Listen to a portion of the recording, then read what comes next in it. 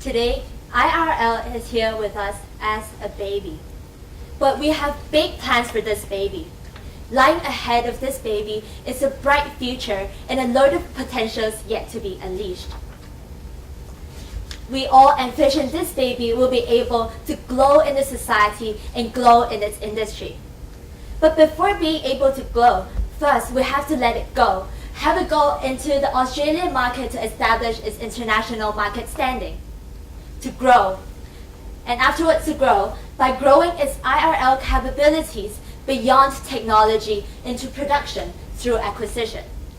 And eventually, IRL will be able to glow with the foundation to develop its technology in the developed markets to targeting at the North America.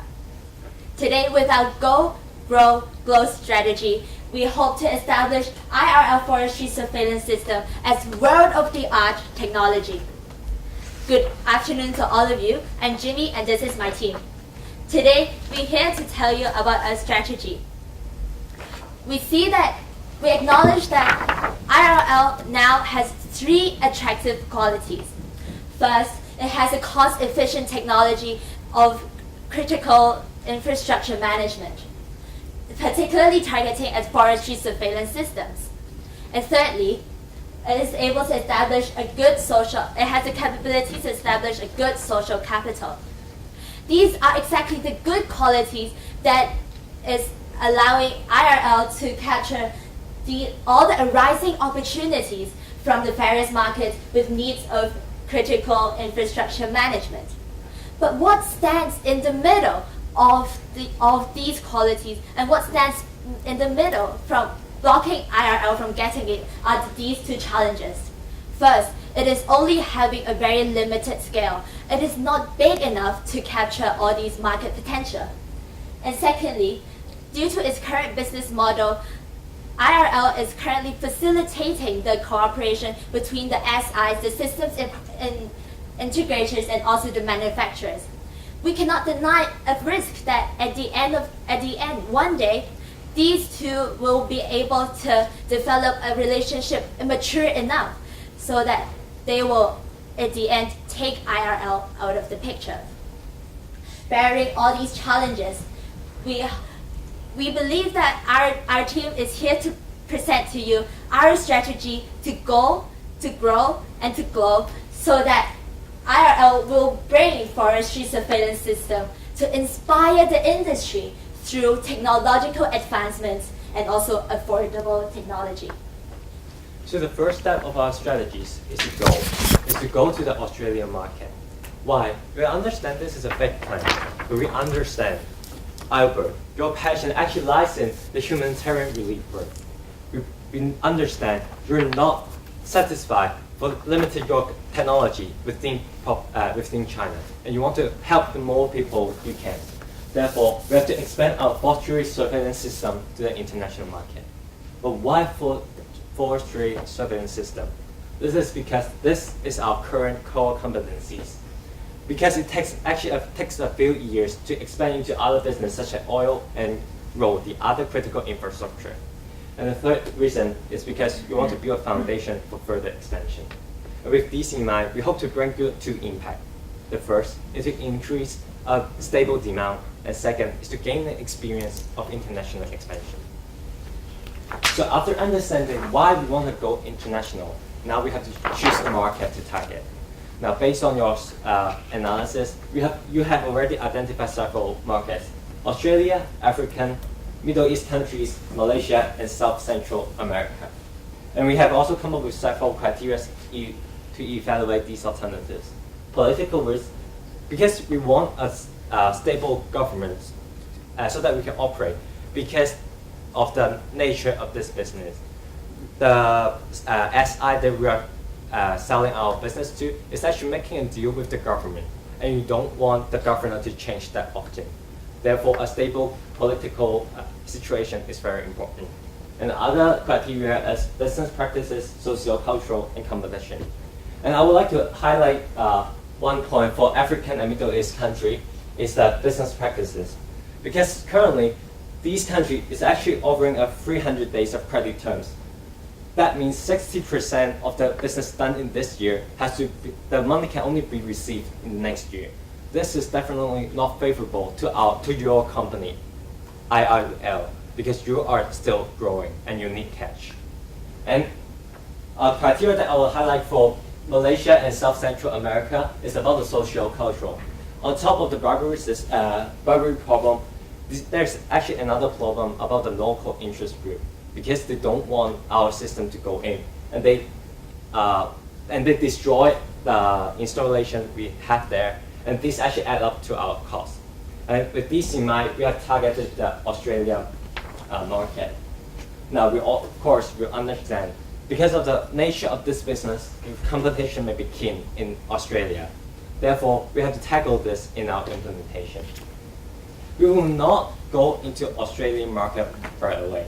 We'll allow about 1 year of time for research and also to contact. This also allows your company to stabilize your market in PRC, because after all, we are still growing.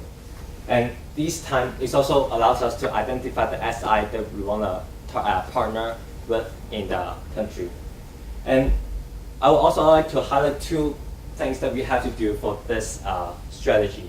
It's about the human resources. Because we are now expanding to the international market, and we need someone to handle the international relation. And this is not only for Australia, this is also for future expansion. The other thing that we would like to highlight here is we have to increase the R&D to allow us to further expand our market. Because currently, yes, we're offering a cheap, relatively lower price surveillance system, but however, we also have to do something more about our quality. Therefore, with the increasing cash flow and revenue from this new market, we would like to also increase our spending on R&D for future expansion. Having gone international to the Australian market, how are we going to support the increasing demand? It is going to be done through our growth strategy, a strategy that helps IRL to grow beyond technology to manufacturing. First of all, let's take a look at our revenue model. Currently, IRL is not responsible for manufacturing, and it is only responsible for receiving 50% commission after it has contracted the manufacturer. And we can see that there are some limitations here. First of all, the parts of the IRL products have to be standardized in order to avoid the risk of supply. Secondly, it will lead to leakage of the technology. Technology in forestry surveillance has been the core competency of your company, IRL. And it is very important to protect this one thing that IRL is very good at.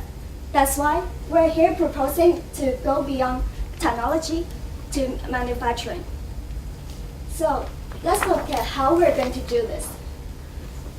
We're not going to build our own manufacturing our factories from scratch, as this is very costly, and and your company lack the expertise to do so.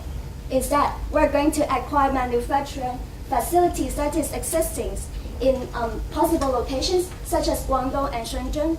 And also, we're going to liaise with these manufacturers by leveraging on our relationship with GDAF, which is going to help us a lot in acquiring better facilities at a lower price. And finally, as we see that your company lacks the management capability to manage manufacturing facilities with your company, and that's why it is an issue here that we're going to tackle by hiring managers from outside. And what are the benefits of this growth strategy to your company? First of all, as I have mentioned, it is going to support the increased demand from the growth strategy. As we have built the demand, we're going to capture it now by increasing the supply. And secondly, we can achieve flexibility in R&D. As IRL now will have your own manufacturing facilities, there will be fewer constraints on R&D, and you don't have to worry about the leakage of your top secret, your technology in forestry surveillance system. And finally, it is going to sustain your future growth in the future, which I'll explain now which is the growth strategy. For IRL to grow, we're going to expand further to the North American market to go international. We can see that for now, North America is oversubscribed in purchasing forestry surveillance system. They are using too much to purchase that something doesn't worth this price. They are using more than 62 billion a year in the protection of critical infrastructures. But the existing system, they're too expensive. They cover limited area, and they need satellite system, which is very different from your company's product, which is connected by wireless sensor. And that's why we're going to introduce to the North America IRL product. But we recognize that it may not be very easy to do so, since North America has already have some company that is they're existing using for the forestry surveillance system. And we're going to break this repeated purchase behavior between the two. And we're going to give them some motivation. As we have, as I have mentioned in my grow and also grow strategy, we have already built the international recognition. And secondly, in the growth strategy, as we have, we will take care of our manufacturing. We're going to do better R&D and to differentiate our product to make it better and yet cheaper. And finally, we're going to reduce the risk by piloting in small towns, which less money. And how are we going to target these small towns? We're going to launch a trial scheme, a pilot scheme in North America, in the cities and especially the small ones, such as Alberta and Wainwright, which is there are scattered. And geographically, as they are located in the northern part, and it is like sometimes quite dry, wildfire often happens, and due to the limited human resources in these towns, it is very difficult for them to identify fire. And here, where IRL sets in, is to provide them a cheap yet perfect solution for them to detect the fire in the wildlife. And this strategy, we're going to bring you the international recognition for IRL and for you to grow in the international market. For the three parts of our strategy, go, grow, and glow, actually they are all interrelated. And to summarize my colleagues' works, here comes our implementation timeline. First of all, for the go parts of our strategy, as mentioned by my colleague, we have to do the market research so as to identify the most appropriate sites to cooperate with us. Therefore, after that, we'll roll out our implementation. On the other hand, to grow, we will have our expansion in our capacity in the same time. First of all, we have to liaise with the possible factories and the capacities that we can actually, this is potential that we can actually purchase them. And after that, we understand that we are going for an international expansion, and therefore it is necessary for us to have a consistent and a good system to distribute these kinds of products to different places, and after all, to help them to set up in their own countries. And after we have setting up the distribution channel, we can then go back to our goal strategy. That is, we can now cooperate what we have done in Australia by now incorporating the distribution channel into the production and the activities ongoing in Australia. After all, and eventually for the glow part of our strategy, we will have the town testing in the scattered towns in Canada at the end of the fifth year. And the scale of expansion into the USA and the North American market would depend on the previous testings that we have gone through. We truly understand that for international expansion and any activity that is related to market entries, there must be risk involved. First of all, for any country, even though for the developed country, there will be political risk, such as the regulation and the protectionism in the domestic market. Therefore, we're coming with a contingency plan that is to cooperate with the local manufacturer or even the distributor to go to circumvent the local regulations. We will actually even, although we do not want to lose our revenue by sharing the commission with the distribution channel, however, we can also see that they are actually having even an internal distribution channel of the inland of the city of Australia, and this might even create a synergy effect, even we cannot reap the most revenue out of it. Secondly, we can see that we have failure to secure SIs in Australia due to our haven't developed international recognition. Therefore, we can see that currently we have we have some kind of existing products that are able to export to that country, and for the SIs to have actually using these products, they can actually know more about our products and know why we are good at and what we are good at and why they have to cooperate with us. And last but not least, we can see that even though it's foreseeable that we have a $7 million USD capital that can be raised in the future years, it might not be able to support our current expansion as it seems to be so international. Therefore, we will try to finance from bank, but we have to assess how risky is this financial point. So let's break it down in two components. First of all, let's look at what incremental capital expenditure we have to spend on.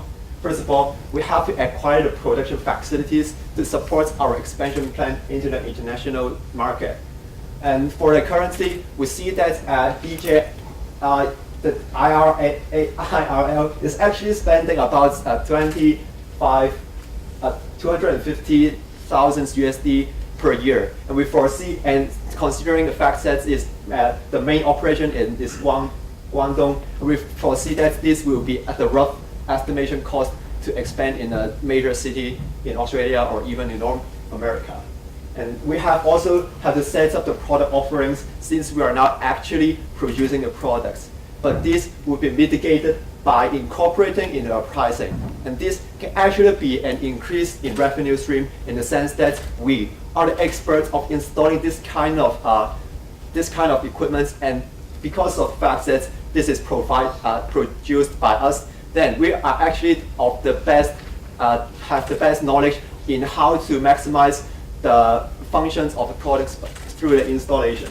Last but not least, we have to develop the distribution channel to source the equipment to other cities. So we estimated that will be a capital expenditure about 10 million USD in the first year and 2 to 3 million in the years follows. So we see that even we have the 7 million USD capital injection, we are not able to support this kind of expansion.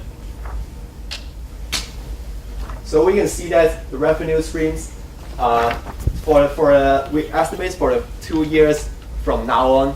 That is, we are mainly expanding into the Australia market and also for the initial part of our growth strategy. First of all, we see that the capitalization of technology into the Australian market is roughly about 300,000 USD in the sense that we have to acquire the qualification for our product quality and also to apply for the qualifications. And after all, we have to have an additional 10 million USD loan on the basis of our collateral. Since we have now more access, then this is how we justify we can get this capital from the bank. What we have told you today, and what is the plan for IRL? To go into Australia and make its first international market presence. To grow by acquiring additional manufacturing facilities and production, and finally to glow and shedding its light into the other side of the world, North America.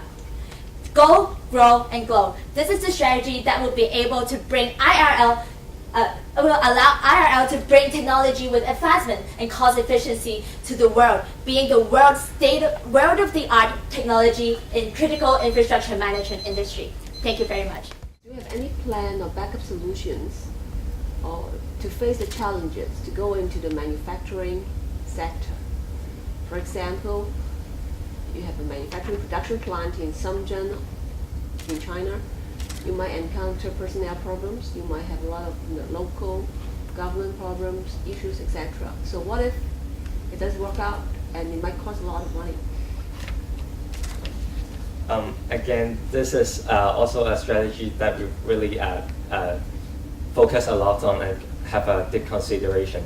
And the reason why we choose Guangdong and also in particular Dongguan and also Shenzhen is because we want to leverage on the existing relationship with the GDAP. And we are hoping this relationship with this, and they can help us in terms of government relationship, like authority relationship, and also dealing with the contractual arrangement. So you believe buying the factory will help help you to have a secure relations with the government? In terms of like the secure relationship with the government, we think that it is how we actually leverage on this relationship through our existing cooperation with GDAP, and this is it should be this how, because of we are like using this relationship to help us buying this factory, that we believe some of the risk can be mitigated. But then in terms of running the factory, there are still also some problems that you might address, such as personnel problems. And this is exactly the reason why we have chosen to acquire a manufacturer plant instead of starting our own, because we are trying to use the existing resources that is provided through this acquisition in order to help us overcome this risk, so that IRL is also able to establish its production. Thank you. Just continuing on the manufacturing theme, we don't have Apple factories in China. Mm-hmm. Why are you promoting an IRL factory? I mean, they don't own their factories, they're presumably quite worried about their patents and so on. Why is that a concern? Why not just get an agency agreement with a factory, and then think about the way forward? You can protect your stuff through patents rather than through the purchase of a company, which seems a rather large thing to do at an early stage in your company development, or in IL company development. So there are actually two major considerations that we take this step. So first of all, actually currently we are doing exactly what you have said, that we're trying to order through the current manufacturer, and we are only repaying 50% of the revenue of them. So the first reason why we have to build our own manufacturing is the protection of intellectual property, as well as to decrease our over-dependence on the manufacturer. So in the sense that if we are only relying solely on the production side of the business, then this will involve a lot of risk, in the sense that they might forfeit our orders, and this will pose a great threat to our business. And on the other hand, since this is quite information goods to them, so this might be a risk that they can learn from our current technology, and by limiting the exposure of our technology and production to ourselves, then this will be mitigated. And for the second consideration, that since we have produced our own equipment, then we can actually also tap into the installation service to provide it to the different cities, and this will be another source of revenue. So this is how we justify the increase of revenue, as well as our decrease of over-dependence on producers. And just a little bit of add-on about the patents you have raised. We also acknowledge, although China is still growing roll factory, but we still acknowledge that actually the intellectual property issue in China is not that well established. So this is also the reason why we choose to, after going to Australia, ensure have a stable demand, and then we will go on to acquire a factory. Thank you. So your main thing though is software, so perhaps it can be mitigated that way. But just going on to a slightly different area, you mentioned expansion into North America, and you also mentioned the rather large amount of money that is spent there on protection of infrastructure, and therefore you felt that your system would be sort of form creative disruption by coming in under the existing model and getting to a cheaper and hopefully better solution in the future. So why not go there first? Why not do that first? And then a totally unrelated question, but reason for North America. I mean, I think you also mentioned social impact, but I'm wondering why you've got now in 2 developed economies and not in the developing economy. May I first take the question about why we don't take North America as our first move? In order for us to break the current cycle, we think that us as a small company, we have to build an international presence. And in order to build this international presence for us to, so that to let us to tap into the North America market, it might not be wise if we immediately hop into the market and wait for us to grow while facing all the other risks of being eliminated very immediately because of all these fierce competitions. Therefore, that's why we see that we need to identify and analyze other possible markets for us to grow this name as well as build us some foundation in order to tap into North America. Australia is the place that we choose because not only we are able to establish a presence by establishing our business in such a big place, and at the same time, since they are both developed markets, they share like in a sense quite similar stability, so that it will also serve as a foundation for us to tap into the North American market in the future. So for the second question, that is why we're going for the developed countries instead of the developed country that might have more pressing issue. So first of all, we would like to say that this is not the degree of, it is not solely depends on the degree of development, but also the area of forest. So we can see that in Australia as well as the North America, actually they are having more farm forest than maybe the ASEAN country, where the humidity and also the risk of having a fire in the forest is relatively low. So that is, we see that the needs to actually help the people might be even more having a more pressing issue in the developed countries such as Australia and North America. And for the second, and we have a second consideration, that is for our products, we're actually increasing the efficiency of the system. So for example, the system that is used in California and in US, they're actually using the satellites as a connection. So by using our wireless system, this can actually be improved and save even more lives. And to add on a little bit to my colleague's point, the main reason why we do not target these emerging markets directly right at this point is because your company is a relatively small company. It is relatively small in the sense that it is difficult to deal with the bribery problem or government bureaucracy in these emerging markets. And that's why we would like to grow ourselves first, and when we have the capacity to do so, we'll deal with the emerging markets in the future to make a larger impact in these countries. So, talking about go international, have you considered, since you already got business in PRC, would you get more business in PRC before you think about go to Australia? And it seems like Australia is just like a move or something like a stepping stone before you go for international. Okay, that's fine as long as Australia, the case is successful. So, but have you considered doing more in PRC? Is a big country. This is definitely an alternative that we have analyzed, and because we also acknowledge developing other critical infrastructures such as oil and road bridges, these actually is not currently the core competencies of your company, and it takes a few years for IRL to develop these technology. Therefore, we see expanding to Australian market is the conclusion that we have for now.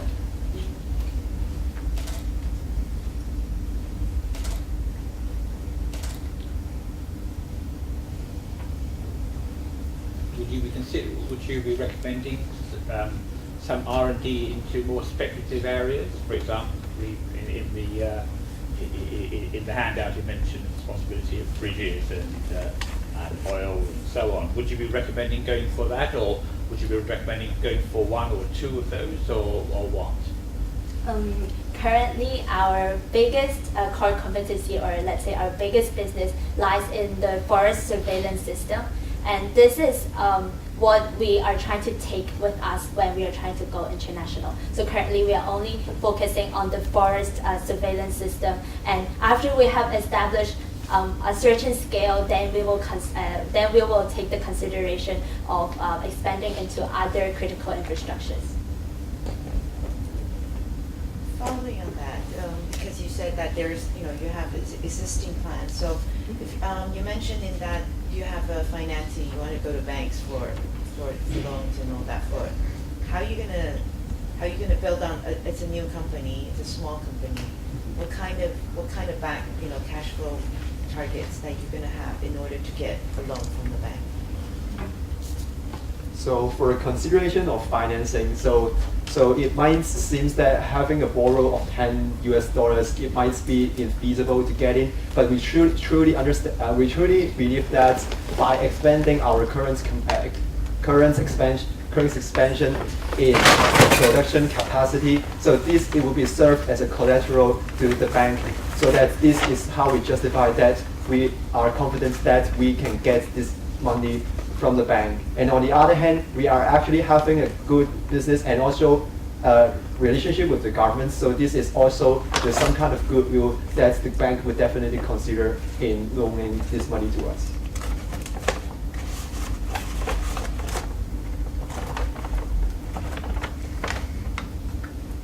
Probably have time for one last question.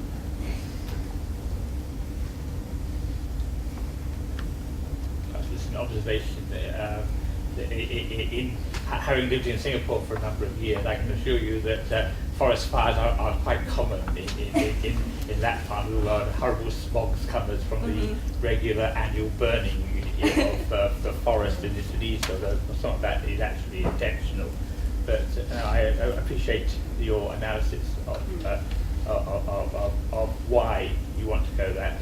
But perhaps if IRL is with the founders, you ought to be looking at a bit more of social impact as well. But I also understand that you've done from the business area that you said the reason why you wanted to go that and accept that, because there are no right or wrong answers to this question. Well, I would just like to say that ASEAN countries is definitely what we will be looking into after our expansion plan, and for us to create a greater social impact.